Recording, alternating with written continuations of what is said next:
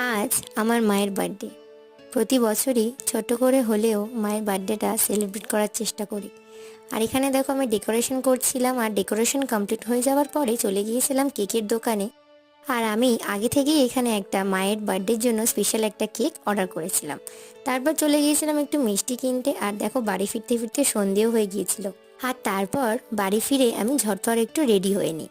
আর আমি যে একা একটা ভিডিও বানাবো তারও উপায় নেই, কারণ আমাদের বাড়িতে একজন বিচ্ছু থাকে, আর সে তো আমাকে একদমই একা ছাড়ে না, তোমরা তো সেটা দেখে বুঝতেই পারছো। আর মায়ের বার্থডের জন্য বাবি কিন্তু নিজেই সমস্ত রান্না করেছিল। আমি যখন ক্লাস 12-এ পড়ি সেই বছর ফার্স্ট মায়ের বার্থডে সেলিব্রেট করেছিলাম। আসলে আমার একটা জিনিসই মনে হতো যে আমাদের সবার যদি বার্থডে সেলিব্রেট হতে পারে তাহলে আমার মা বাবার কেন সেলিব্রেট হবে না। আর দেখতে দেখতে কিন্তু 4 বছর হয়ে গেল মায়ের বার্থডে সেলিব্রেট করছি, আর এইভাবে আনন্দ করেই আজকে দিনটা কাটালাম।